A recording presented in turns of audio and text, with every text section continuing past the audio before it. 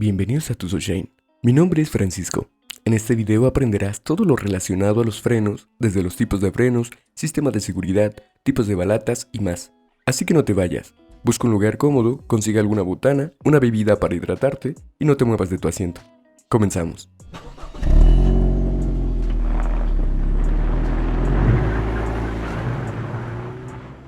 Los frenos de un vehículo son parte de un dispositivo mecánico que inhibe al movimiento. Son el sistema de seguridad más importante y una de sus piezas clave. De hecho, todos los vehículos modernos incluyen uno. Aunque no siempre fue así. Antes del siglo XX, los sistemas de frenos de los coches se basaban en el mecanismo de bloqueo de pedales que resultaba muy poco práctico y seguro. Sin embargo, a medida que los coches fueron ganando en potencia, los sistemas de frenos se fueron perfeccionando. En 1902, Louis Renault diseñó el sistema de frenos de tambor, un mecanismo que permite reducir la velocidad del coche de manera más rápida y efectiva. Con el paso del tiempo, este primer modelo de freno que se ejecutaba manualmente se fue perfeccionando hasta en 1930. Se introdujo el accionamiento hidráulico. De hecho, aunque actualmente la mayoría de los vehículos incluyen los discos de freno, todavía existen muchos fabricantes de coches que se decantan por incluir los frenos de tambor para incrementar la seguridad del vehículo. Tipos de frenos. Frenos de tambor. Muchos de los coches modernos conservan los frenos de tambor en el eje trasero, que se utilizan fundamentalmente para el freno de mano. Básicamente, cuando accionas el pedal de freno, las zapatas que se encuentran en el interior del tambor son presionadas contra el cilindro generando una fricción tan fuerte que provoca que el vehículo se detenga. Se trata de un sistema muy efectivo y que tiene una larga vida ideal para los vehículos pesados. Los frenos de tambor también son muy útiles ante condiciones adversas como la nieve, la lluvia o carreteras y caminos secundarios que no se encuentran bien asfaltados, ya que el sistema cuenta con un mecanismo que lo protege del agua, la nieve y el barro. Además, tienen una mayor superficie de fricción y su costo es mucho más bajo en comparación con los discos de freno. Sin embargo, su mayor problema radica en su sistema de ventilación. Las zapatas de los frenos de tambor tienen una capacidad muy limitada para disipar el calor que genera la fricción, lo que provoca que se sobrecalienten con facilidad. Por tanto, cuando se somete el vehículo a grandes esfuerzos, como cuando se baja una pendiente muy empinada, el sistema de frenado suele perder eficacia y con el paso del tiempo, el tambor termina por deformarse, aunque este problema suele variar dependiendo del tipo de freno de tambor. Existen 4 tipos de frenos de tambor. El primero, freno de tambor simplex. Se trata de uno de los frenos de tambor más utilizados, sobre todo en las ruedas traseras. Sin embargo, tiene una baja presión de frenado debido a que durante su mecanismo de acción se expulsa la zapata secundaria como resultado del giro del tambor. En cambio, cuenta con un coeficiente de rozamiento superior al resto, ya que la temperatura elevada no afecta su funcionamiento. Segundo, freno de tambor duplex. Este sistema de freno es más eficaz que el tambor simplex, ya que sus zapatas están articuladas en posición fija y reciben la misma presión por ambos lados del tambor. De hecho, con este tipo de freno suelen reducirse los problemas sobre los rodamientos del buje. Sin embargo, suelen ser muy sensibles a las variaciones del coeficiente de rozamiento. 3.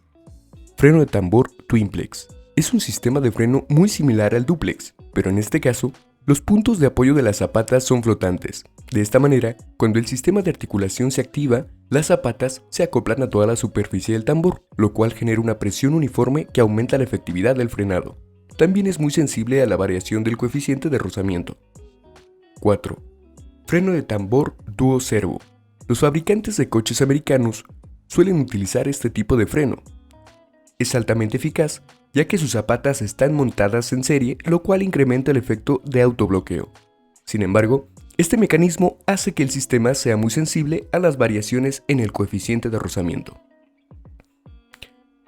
Los frenos de tambor no suelen desgastarse tanto como los discos de freno, pero llegan a un momento en el que es preciso revisarlos. El estilo de conducción, la forma en la que utilices los frenos y los trayectos que sueles recorrer son factores que inciden en mayor o menor en la duración de los frenos de tambor. No obstante, en la mayoría de los casos no se precisa cambiar el tambor a no ser que haya deformado como consecuencia de las altas temperaturas y la fricción. En cambio, es probable que tengas que cambiar con mayor frecuencia las zapatas, que a fin de cuentas son las que sufren directamente los efectos de la fricción. A diferencia de los discos de freno, en los frenos de tambor no suele verse a simple vista el desgaste. No obstante, si notas que el coche tarda en detenerse luego de haber accionado el freno de mano, tienes que presionar demasiado el freno para hacer que el coche se detenga. Frenos de disco. Partamos una idea que todos conocemos, o al menos deberíamos conocer, la función básica de los frenos de disco. En ellos, una pinza empuja una o más pastillas en el disco, lo que provoca fricción y ralentiza la rotación del eje al que está unida. Sin embargo, aunque todos los sistemas operan según este principio general, las piezas utilizadas para llevar a cabo el trabajo varían mucho de un diseño a otro. Discos de frenos sólidos. Este tipo de discos se componen de una sola pieza y por lo general suelen instalarse en las ruedas traseras, aunque hay vehículos que los equipan en las 4 ruedas. Dado que disipan el calor lentamente, suelen montarse en vehículos pequeños, pues estos no cuentan con demasiado peso y al frenar de manera violenta no producirán tanto calor como para romperlos. Discos de freno ventilados. Son discos de freno compuestos de 2 discos separados mediante canales radiales, lo que permite su ventilación. Dichos discos se ubican a ambos lados de la fricción en la rueda, de forma que al girar el disco de freno se produce un efecto ventilador que genera una corriente de aire constante a través del disco para evitar que se sobrecalienten y se agrieten. Discos de freno perforados. Cuando utilizamos de manera intensa los frenos, la pastilla libera gases y partículas, formando una película sobre el disco que impide que la pastilla toque el disco de freno con la misma eficacia. Es lo que se conoce como fundido de freno. El diseño de los discos de freno perforados responde a su capacidad para liberar los gases y al mismo tiempo reducir el peso de la pieza. Pero ojo, porque el rotor se ve comprometido. Un disco de freno es mejor si actúa como un gran disipador de calor, por lo que meter cierta carga de agujeros en el mismo se traduce en una menor capacidad para disipar el calor.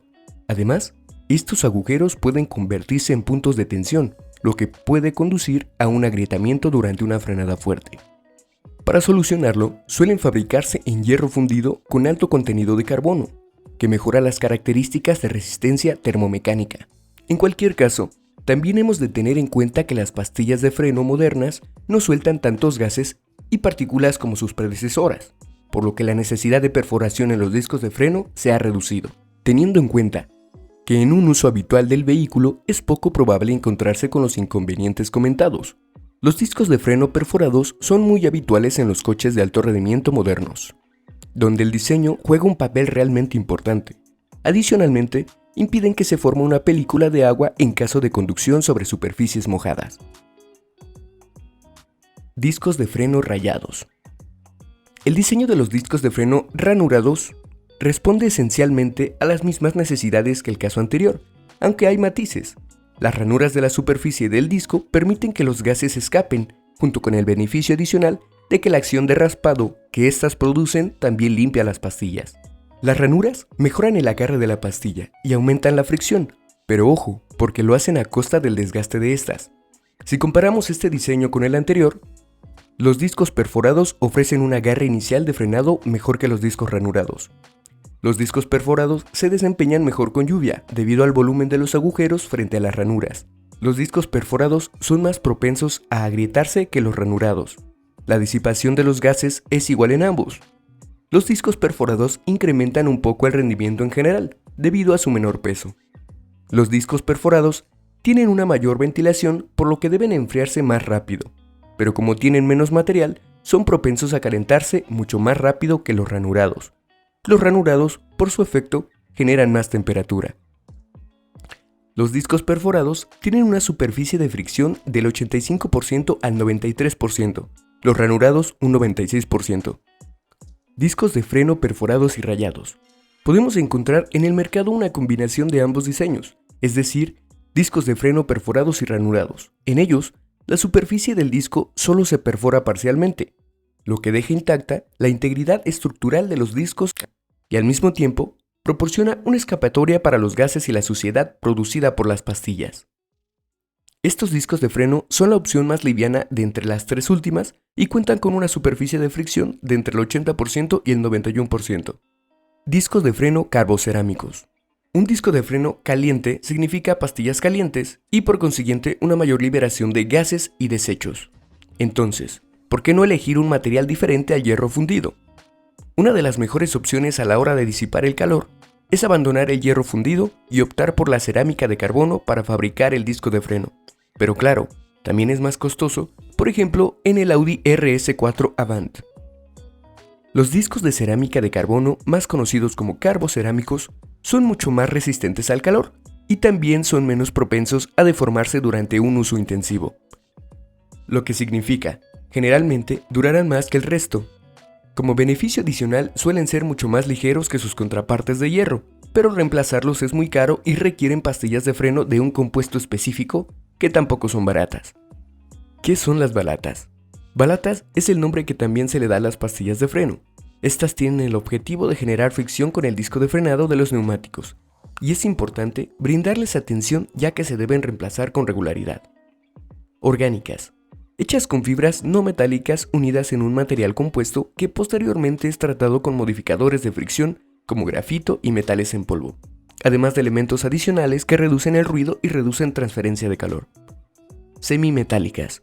La fabricación de este tipo de balatas consiste en una mezcla de metales como acero, hierro o cobre con materiales orgánicos que las hace más rígidas y resistentes a altas temperaturas. Metálicas. Como su nombre lo indica, están hechas con la unión de metales a presión y actualmente son casi obsoletas dado el auge de las anteriores. Sintéticas o cerámicas.